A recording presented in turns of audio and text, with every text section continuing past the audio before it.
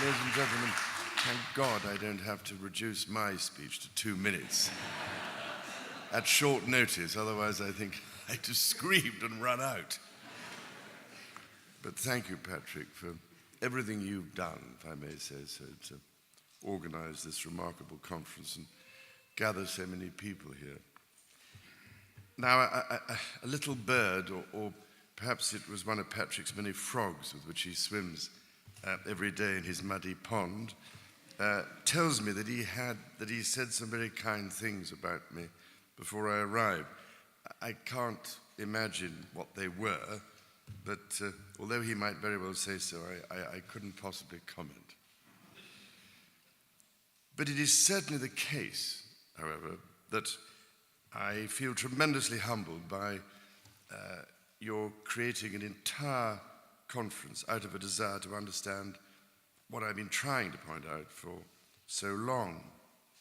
For what has seemed rather an eternity, I found people have tended to think, or have been encouraged to think, that I was just concerned to pursue some sort of pet, new age, niche farming project for food fads in this country, or just concerned about efforts to preserve the heritage of the past for some sort of ridiculous nostalgic reason, or that I wanted to see a kind of housing development that harked back to some long-lost golden age of building, with everything covered in classical columns. What never seemed to be reported was that my concern has always been focused not on the past but on the future, and how best to address the critical environmental, economic and social issues of our day. In the end, I felt I simply had to produce a book that explained my proposition in a bit more detail, and that book was, of course, Harmony. And it was my attempt to set out how we might approach the way we do things by looking at how nature herself operates, and it endeavored to explain the simple tenets of the ancient philosophical standpoint that lay behind all of my efforts to put its tireless, perennial wisdom into action, not least when it comes to food and farming.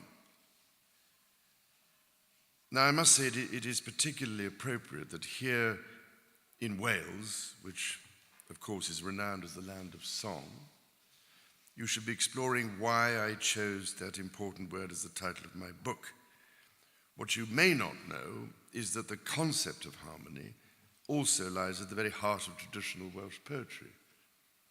Some years ago, I had the pleasure of meeting the poet and former Archdruid of Wales, Dick Jones, who, as well as being a farmer in Ceredigion, was a master of Cynghannedd, which is the ancient system of poetic meters in Welsh poetry. Dick's poetry followed the same system, with its meters, precise syllable counts and rhymes, so brilliantly that his work was compared with that of David ap Gwilym, who was a contemporary of Chaucer and one of the chief glories of Welsh literature. The system is actually far older than Chaucer's day. It goes back over 1,000 years and thankfully is still thriving today. Crucially, the word Cynghannedd means harmony, and it is an approach that seeks to embody the principles of symmetry, proportion, and beauty, not just in every poem, but literally within every line. Dick Jones actually wrote one of his englins about Cynghannedd itself. Yn enaid awynydd, a'i geiriau, fel dau gariad newydd, drwy ei sain a'i hystyr sydd, yn galw a ei gilydd. In the soul of the author, Harmony's words, like lover and lover, through music and meaning, are calling to one another. As I say, Dick was a farmer as well as a poet, and that is a rare combination. So I'm very pleased to see that the arts also have a place at your conference. It is more commonly the view that things like beauty and harmony, a reverence for the sacred, putting nature at the heart of our thinking and so on, have no place at all in agricultural matters, in the design process, the way we do business, our approach to engineering, and certainly to the way we might gear our entire economy. It is argued that in a world where resources are scarce, where populations are ballooning, where all that matters is the bottom line, and where computers and digital technology can supposedly do the job much more efficiently and dispassionately, to consider a notion like beauty or harmony is to divert attention away from what matters most. Well, I would just say, be very careful. It is worth taking a step back and considering the consequences. In other words, what happens when we separate what we are from what we do? That is what I believe has happened. We are struggling with the deep-rooted consequences of an immense separation. And as I try to explain in the book, it has a long history that goes back beyond the dawning of the scientific revolution in the 17th century. The first hint of a shift occurs during the course of the 12th century, when the very notion of the divine started to change. For all sorts of reasons, God began to be seen as a separate entity, out there beyond creation, separate from nature. And with that idea came, with that came the idea that nature was an unpredictable force without inherent order. Humanity was seen as the instrument of the will of God rather than a participant in creation. And so, as God became separate from his creation, so humanity became separate from nature. And thus, what I might call the organic unity of reality began to fragment. It put pay to thousands of years of understanding of our place in the world, and so put the teachings of all the great sacred traditions at odds with the way Western thinking was starting to go. Now, it is important to note that the ancient but perennial philosophical principles lay at the root of every one of the world's great traditions, including the Western tradition founded by the ancient Greeks. To put Plato very simply, it was the philosophy of wholeness. It was a perception of the world that lasted right up to the 13th century, in Christian philosophy too, and it taught that everything is interconnected and therefore interdependent, so that we inhabit a world where no one part of the whole can grow well or true without it serving the well-being of the whole. What is more, there is an underlying geometry at work, a constantly moving pattern of life that is proportioned and remarkably balanced. Sadly, as I charted in the book, that idea of humanity existing within a living whole was abandoned by those who led the mechanistic revolution that found its feet in the 17th century. We kept the words, but tended to forget their meaning. What has happened is that the sense of an animate nature in which we live and move and have our being has been replaced more or less wholesale by a rather more artificial idea that nature is some kind of autonomous machine with no purpose and no self-organizing principles. And for me, that is a very damaging consequence of separating what we are from what we do. You only have to look at the precise and detailed scientific observations we now have to realize how uncomfortably close to the brink it has taken us, particularly when it comes to the appalling risks we are running over climate change. And nowhere, ladies and gentlemen, is this separation more starkly apparent than in agriculture. Food production, in its rich variety of forms, effectively covers some 70% of the land in the United Kingdom. Yet in my lifetime, I have watched the industrialization of food production turn the living organism of an individual farm into little more than a factory, where finite raw materials are fed in at one end and food of varying quality comes out the other. My great hope is that your conference might strengthen the common understanding of why this approach has to change, why we have to find ways of bringing about a widespread transition to farming, where farms become more balanced and harmonious entities within nature, within their communities, and certainly within the capacity of the planet.